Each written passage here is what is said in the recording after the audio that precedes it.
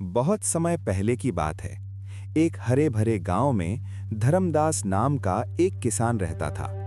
उसके पास अच्छी खासी जमीन थी, 2 बैल थे और घर में खाने पीने की कोई कमी नहीं थी। फिर भी उसके चेहरे पर कभी संतोष नहीं दिखता था। गांव के लोग कहते थे, धर्मदास के पास सब कुछ है, फिर भी उसकी भूख कभी खत्म नहीं होती। धर्मदास मेहनती था, इसमें कोई शक नहीं। वो सुबह सूरज उगने से पहले खेत पहुंच जाता और अंधेरा होने तक काम करता। लेकिन उसकी मेहनत का मकसद जरूरतें पूरी करना नहीं, बल्कि और ज्यादा पाने की लालच था। एक साल उसकी फसल बहुत अच्छी हुई। अनाज इतना हुआ कि गोदाम भर गया। बाजार में उसने ऊंचे दामों पर फसल बेची और ढेर सारा पैसा कमा लिया। उस रात उसने सोचा, अगर मैं और जमीन खरीद लूं तो अगली बार 2 गुना अनाज होगा और 2 गुना पैसा। उसकी पत्नी सावित्री अक्सर कहती, इतना काफी है, अब थोड़ा आराम कर लो, बच्चों को समय दो। पर धर्मदास झुंझला जाता, तुम औरतें क्या जानो, मौका बार बार नहीं मिलता।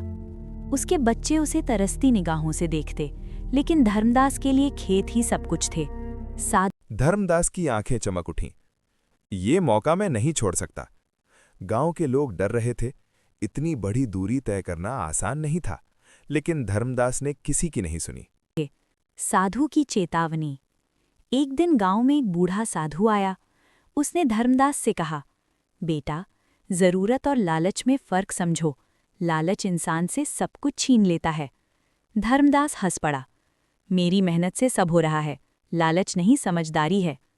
साधु ने बस इतना कहा, याद रखना, जो जमीन तुम्हें पालती है वही एक दिन तुम्हें निगल भी सकती है। धर्मदास ने इस बात को मजाक में उड़ा दिया।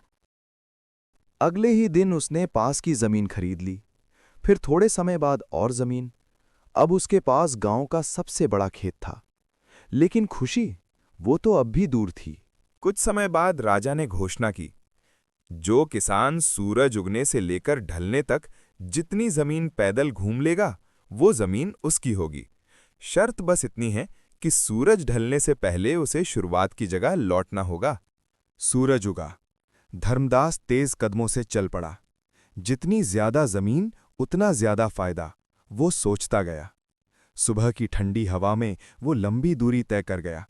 दोपहर तक पसीना बहने लगा, पैरों में दर्द होने लगा, मगर उसकी आंखों के सामने बस खेत ही खेत थे।